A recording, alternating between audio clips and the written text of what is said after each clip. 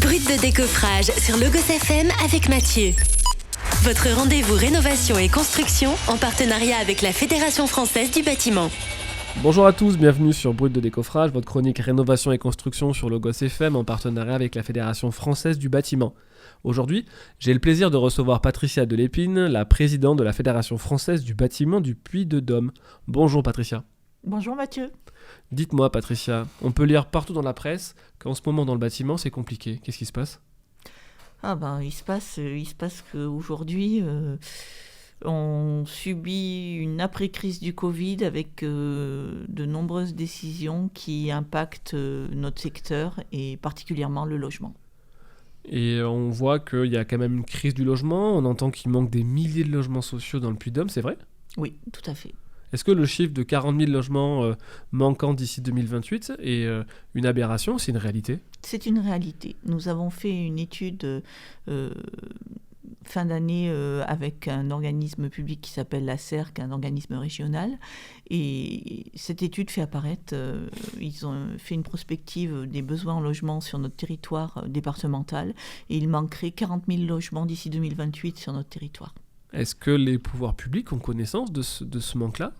Oui, bien sûr. C'est le plus important. Si on a fait faire cette étude, c'est justement pour la diffuser auprès des pouvoirs publics. Et nous avons également travaillé avec tous les acteurs de la construction de logements aujourd'hui présents sur notre département pour faire un collectif qui s'appelle aujourd'hui Alliance pour le logement et qui met en évidence toutes les problématiques qui ont aujourd'hui gérer cet état de catastrophe naturelle, si je peux l'appeler comme ça, du logement. Parce que le logement, n'oublions pas que tout être humain a droit à avoir un toit sur la tête et je trouve que c'est quand même inquiétant de voir qu'un tel manque pourrait...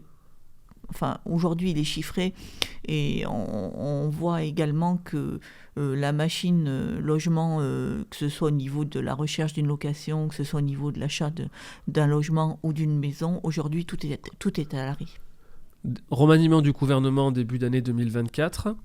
Un ministre du logement était dans le gouvernement précédent. Aujourd'hui, plus de ministres attitrés à la thématique exclusive du logement. Qu'est-ce que vous en pensez ? Moi, je suis sidérée. Je suis vraiment déçue parce que je pense que la vision parisienne de nos gouvernants, du coup, elle ne comprend pas ce qui se passe au niveau des territoires et le fait de ne plus avoir de ministre du logement, quel sera notre interlocuteur ? Je ne sais pas. Bon, on a beau entendre qu'il y a bien un ministre du logement, mais au sein d'un chapeau bien trop large. Vous pensez qu'il y a un rouage qui s'est cassé entre les territoires et la capitale ?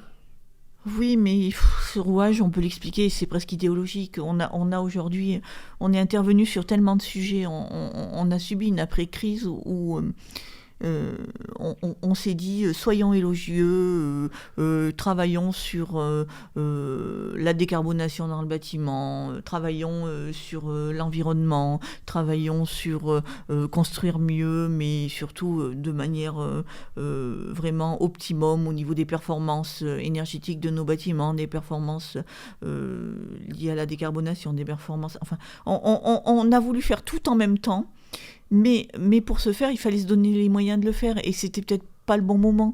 Peut-être que cet excès de normes qui nous est tombé dessus a généré un excès de coûts aussi, un surcoût dans la construction et du coup, on n'a pas les moyens de nos ambitions et c'est dommage. Est-ce qu'on essaie de piloter une voiture qui est trop chère pour nous ? Je pense, oui. D'accord.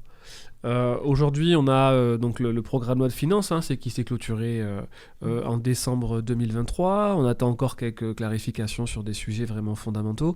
Comment vont les chefs d'entreprise du secteur là, aujourd'hui ? Mais ils sont très inquiets et je les comprends, parce que je suis moi-même chef d'entreprise.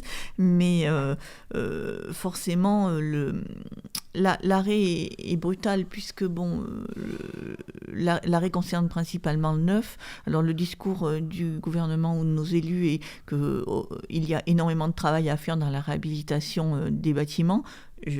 On en convient, mais tout ne peut pas être que de la réhabilitation de bâtiments.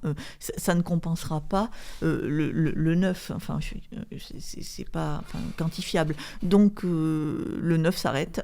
Les permis de construire en sont la preuve. Il n'y a plus que la commande publique et les projets publics qui maintiennent un certain niveau de quantité de chantier potentiel, mais avec toujours la problématique du prix malgré tout, puisque l'inflation nous a aussi impacté lourdement. Et voilà, donc les permis ne se déposant plus, les maisons individuelles sont complètement arrêtées également. Du coup, il n'y a plus de rotation au niveau des logements. Les gens restent dans leur logement et ne prévoient plus d'en changer parce qu'il est trop difficile d'en trouver. Donc on a le logement est en train de se scléroser et c'est dramatique. On appelle ça le parcours résidentiel. Voilà, le parcours résidentiel est complètement à l'arrêt. D'accord. Vous pensez que nos gouvernants vont se saisir du sujet ? J'espère, parce que ça risque d'être une véritable... si les habitants français ou de nos territoires descendent dans la rue parce qu'ils n'ont plus de choix de se loger... ça peut faire mal, ça peut être pire que les gilets jaunes, à mon avis. Vous pensez qu'il y a à un moment donné aussi une prise de considération de nos territoires sur le fait que il faut que les choses changent, il faut que les choses évoluent, il faut qu'on arrête aussi de voir par exemple des travailleurs pauvres, des gens qui travaillent tous les jours, qui soient dans la rue. Et pourtant ça, on le sait, on le voit dans la presse, donc ça veut dire que nos dirigeants l'entendent. Que se passe-t-il ? Moi, si je me souviens bien, c'était une promesse de notre président de la République de ne plus avoir de gens qui dorment dans la rue. Et aujourd'hui, je pense qu'il y a énormément de gens qui dorment dans la rue et malheureusement pas que des gens qui n'ont pas d'emploi. Il y a aujourd'hui des gens dans certaines zones géographiques qui ont un emploi et qui dorment dans leur voiture. C'est dramatique. Bon, pour rester positif, on voit quand même que les chefs d'entreprise continuent à recruter. Oui. Ça veut dire qu'ils vont chercher des marchés, se battre encore plus pour aller continuer à construire. Les entreprises du bâtiment, vous confirmez, elles recrutent toujours ? Oui, mais pour l'instant, elles recrutent sans avoir de prospective sur leur carnet de commandes, donc c'est quand même compliqué. Et c'est vrai qu'il faut qu'elles continuent de recruter, parce qu'on a une population aussi vieillissante au sein de nos entreprises, et il faut qu'il y ait un renouvellement. Oui, bien sûr. Il faut qu'elles continuent de former également, justement former, parce qu'elles se sont toujours formées, elles se sont toujours adaptées à l'évolution de la construction, donc il faut continuer. Il ne faut pas baisser les bras. C'est ça, c'est une des compétences premières du chef d'entreprise, en fait. Tout à fait. C'est de croire en lui, en son entreprise. Oui, sinon c'est terminé. Voilà, tout à fait. C'est ça. Je pense que voilà, c'est vraiment ce qu'il faut retenir. Est-ce que vous auriez un dernier message à passer à nos auditeurs ou aux décideurs qui nous écoutent ?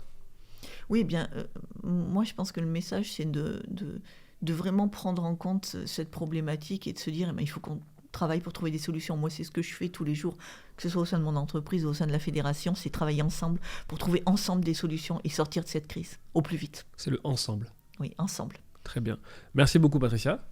Merci Mathieu. C'était Brut de décoffrage sur Logos FM en partenariat avec la Fédération française du bâtiment. Belle journée, au revoir. C'était Brut de décoffrage sur Logos FM. Avec notre partenaire, la Fédération française du bâtiment.